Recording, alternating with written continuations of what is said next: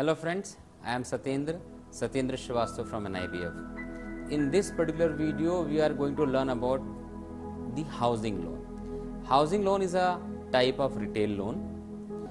Housing loan is also a classic example of retail loans. So आज हम समझने की कोशिश करेंगे कि हाउसिंग लोन की ज़रूरत क्या है। एक बेसिक नीड है ह्यूमन बीइंग की। रोटी कपड़ा के साथ अगर आप देखें आदि काल से, right from the beginning, since ages, मकान की या हम शेल्टर बोलें की आवश्यकता हर किसी व्यक्ति को होती है। Over a period of time food and clothes has been resolved. The problem of food and clothes has been resolved, but housing still remains a problem for the everybody. हर व्यक्ति का एक ड्रीम होता है, हर व्यक्ति का एक सपना होता है कि उसका एक अपना मकान हो, उसकी अपनी छत हो। लेकिन अगर एक व्यक्ति के पास देखें आज की डेट में, अगर आप एक कैलकुलेट करना चाहें कि एक मकान की कीमत कितनी होती है, अमूमन 30 लाख से लेकर के 70-80 लाख 1 करोड़ रुपए के बीच में आम शहरों में अगर आप देखें उसको मकान की कीमत होती है। तो एक मध्यम वर्गीय परिवार का एक व्यक्ति, एक मिडिल क्लास का फैमिली का एक पर्सन, अगर उसको एक मकान लेना हो, उसके लिए बहुत मुश्किल होता है कि एक साथ इतने पैसे वो व्यवस्था कर सके। खासकर नौकरी पेशा के लिए तो ये और मुश्किल की बात होती है। In such kind of scenario, if they get the support from any financial institution to have a housing loan so that they can fulfill their dreams. So, अगर अब हाउसिंग इंडस्ट्री एक बहुत बड़ी इंडस्ट्री है और अगर हम इसको समझना चाहें कि इसका भारत में किस तरह से विकास हुआ है over a period of time, the requirement of housing need, जैसा हम समझ रहे हैं कि रिक्वायरमेंट आदिकाल से चली आ रही है, बट भारतवर्ष में इसका जो विकास हुआ है वो 1970 में हुडको के आने के बाद से हो। आप सभी जानते होंगे हुडको होता क्या है। हुडको एक housing and urban development corporation था जो भारत सरकार की एक अच्छी पहल थी, जिसमें हाउसिंग सेक्टर को बढ़ावा देने के लिए इसकी स्थापना की गई थी 1970 में। उसके बाद हाउसिंग सेक्टर का धीरे धीरे डेवलपमेंट होने लगा। ये और तेजी के साथ बढ़ने लगा 1977 में, मतलब 1977 में, जब HDFC लिमिटेड की स्थापना हुई और मिस्टर दीपक पारेख ने इसको स्टार्ट किया। आप सभी जानते होंगे HDFC लिमिटेड के बारे में।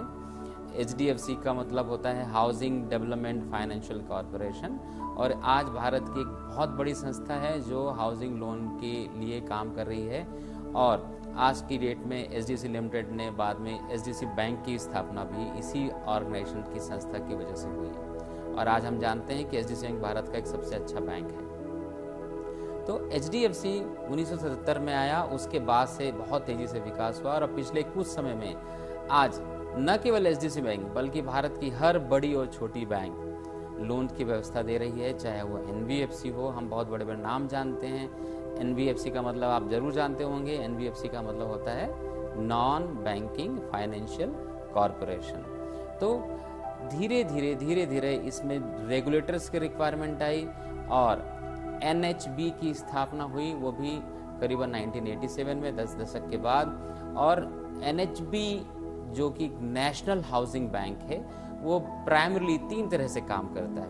एक तो रेगुलेशन और सुपरविजन के लिए काम करता है, जिसके अंतर्गत जितनी भी हाउसिंग फाइनेंस कंपनीज हैं वो NHB के दायरे में आती हैं, जहां NHB इस बात की ताकीद करता है कि वो सारी संस्थाएं सही तरीके से काम कर रही हैं। Are they following the rules and regulation of NHB? क्या वो कस्टमर को सही तरीके से इंफॉर्मेशन दे रहे हैं? क्या उनके साथ कोई अन्याय तो नहीं हो रहा है? तो एक तरह से जिस तरह से RBI बैंकों को रेगुलेट करता है, उसी तरह से NHB जो होती हैं वो हाउसिंग फाइनेंस कंपनी को रेगुलेट करती हैं और उनका सुपरविजन करती हैं। साथ ही साथ NHB का एक और रोल है। उस रोल के तहत अगर आप देखें वो फाइनेंसिंग का काम भी करती है। किसको फाइनेंस करती है?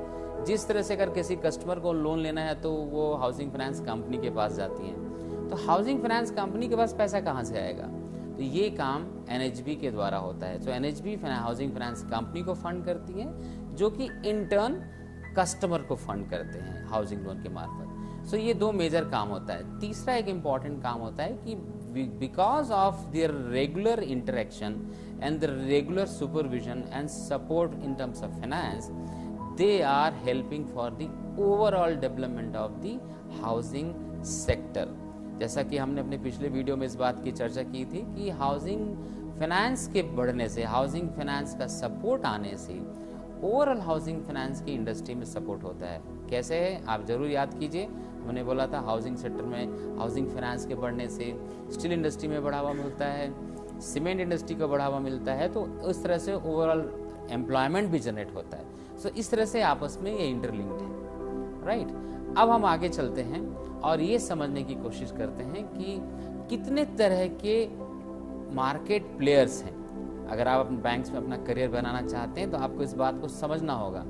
फर्ज कीजिए आप HDFC में काम कर रहे हैं as a customer support service या कस्टमर मैनेजर, तो आपको ये जानने की जरूरत होनी चाहिए कि इसमें कितने लोग हैं। केवल HDFC इस पूरी इंडस्ट्री में काम कर रही है क्या, या हाउसिंग फाइनेंसर है क्या?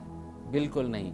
तो आपको अलग अलग तरह का कंपटीशन फेस करना पड़ेगा। जब आप जाएंगे कस्टमर के पास तो उसके पास सिर्फ एक बैंक या एक फाइनेंशियल इंस्टीट्यूशन का ऑप्शन नहीं होगा, उसके पास हजारों ऑप्शंस हैं। तो आपको ये देखना है कि कितनी सारी कंपनीज में, जिस भी कंपनी के लिए आप काम करें, तो उसकी प्रोडक्ट्स को, उसकी सर्विसेज को अच्छी तरह समझें। इसके क्या यूनिक फीचर्स हैं, उस बैंक्स में या उस फाइनेंशियल इंस्टीट्यूशन की क्या खासियत है, उसको आपको पूरी तरह से समझना होगा। साथ ही साथ ये समझना होगा कि और कौन का। तो एक चीज़ मैंने बताई कि इसमें आपके कॉम्पिटिटर्स हैं। इसके अलावा गवर्नमेंट है ऑब्वियसली, क्योंकि रूल्स एंड रेगुलेशंस कौन बना रही है? गवर्नमेंट बना रही है। तो गवर्नमेंट एक बहुत बड़ी, गवर्नमेंट की कोई पॉलिसी आती है, जैसे बहुत रिसेंट गवर्नमेंट की एक पॉलिसी आई है भारत सरकार की अबाउट दी अफोर्डेबल हाउसिंग। इसकी वजह से जिन लोगों को मकान खरीदने में बहुत असुविधा होती है, उनको बहुत ही कम रेट में, बहुत ही इकोनॉमिकल अफोर्डेबल प्राइस में मकान उपलब्ध कराने की स्कीम आई है। इसकी वजह से सडनली मार्केट में बहुत बड़ा बूम आएगा हाउसिंग सेक्टर में, और बहुत सारी छोटी छोटी कंपनियां छोटे छोटे फाइनेंस करके, जहां पे 5 लाख 10 लाख 7 लाख इतने रुपए पे भी लोगों को मकान की सुविधा दिलाएगी। So this is a affordable housing.